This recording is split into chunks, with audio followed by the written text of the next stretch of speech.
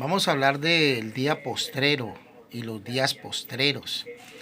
El día que recibieron el Espíritu Santo, en Hechos de los Apóstoles que recibieron el Espíritu Santo, el día de Pentecostés, ya en el tiempo que vino Jesús por primera vez, el Mesías, ya se estaban viviendo los días postreros. Los días postreros de la semana en, en, en la semana de Dios, porque Dios tiene una semana donde sus días son de 1000 años. Por eso Pedro, el apóstol Pedro, dice que un día para el Señor es como 1000 años de nosotros. Y dice que nosotros no podemos ignorar esto, ¿ya? Y lo mismo dice Salmos en el capítulo Salmo 90, verso 4. También habla sobre los días del Señor, o un día del Señor es 1000 años de nosotros, y eso no lo podemos ignorar.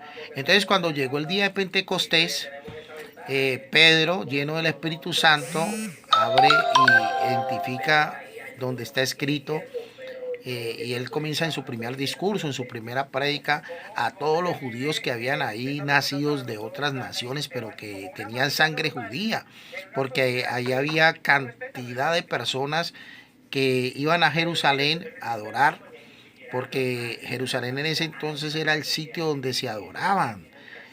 Incluso los samaritanos no podían subir a Israel a adorar, porque los samaritanos también venían de sangre judía, porque los israelitas en ese entonces con los samaritanos no la iban, pero eran hermanos. ¿Ve?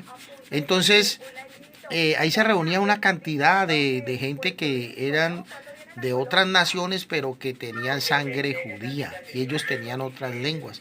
Pedro, en ese primer discurso que él dio, lleno del Espíritu Santo, el Espíritu Santo le dio todas esas lenguas para que todos esos judíos que estaban reunidos ahí entendieran en sus lenguas. Por ende, cuando a ellos los tratan de que están ebrios, es porque todas esas personas comenzaron a hablar en lenguas humanas y angelicales, o sea que la gente que estaba alrededor estaba entendiendo lo que los apóstoles, entre mujeres y hombres, estaban hablando en otras lenguas. Hablaban en todas las lenguas que habían ahí, habían árabes, cretenses, africanos, de todas las regiones más allá de Sirene, pero ellos hablaban en esa misma lengua.